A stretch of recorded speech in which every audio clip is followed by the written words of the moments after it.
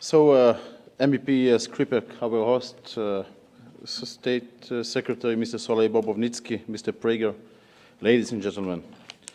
First of all, I really would like to congratulate you, Ruth Isaac, for the great achievement in organizing today's conference. It is. Someone told me it is a punishment to speak next to Mr. Prager, but I think that the huge difference between us will only make your speech to be more prominent, and if as a consequences it will be more influential. I'm very happy with this achievement.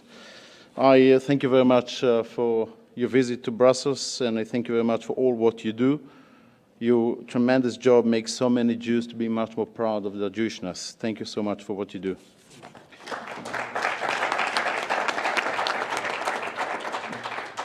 The Jewish people is educated always to look at the positive sides, on the half part or the half full part of the cup, and on what we still can achieve. They say about a prominent Jewish leader that when he was a child, together with his friends, he was climbing on a tree. All the children fell down, but this prominent rabbi succeeded to climb until its end. He was asked, "What is your secret?" And he answered. He says, all other children were looking down. They got scared and they fell down. But if you look to the top, if you look further, you do not fall down. This is our way, always to look further, not to look to the back, not to look down. And this is the only way to achieve what we still have to achieve.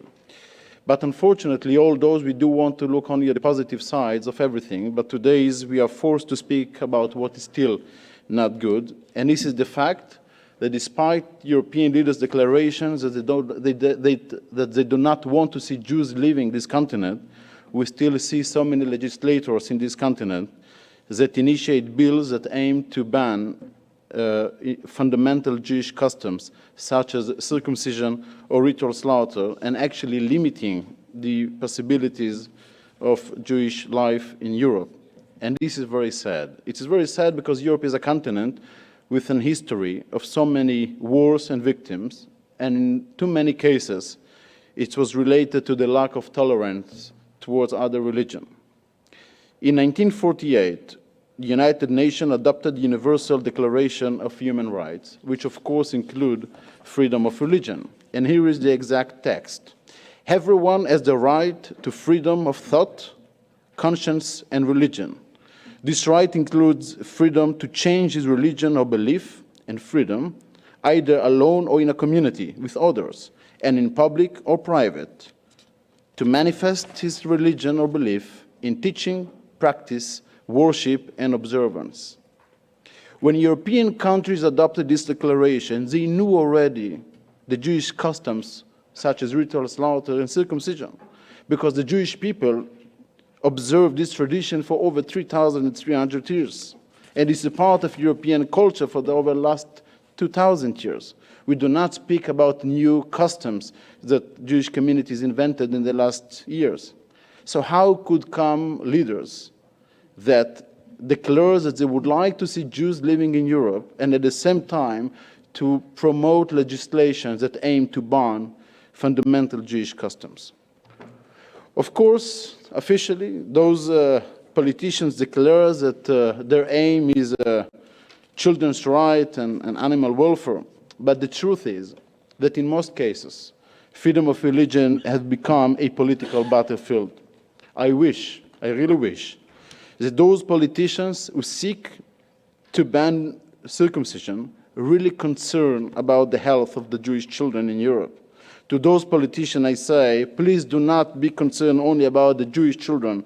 Please be concerned about the entire Jewish community. Fight antisemitism, allow freedom of religion, and ensure our security.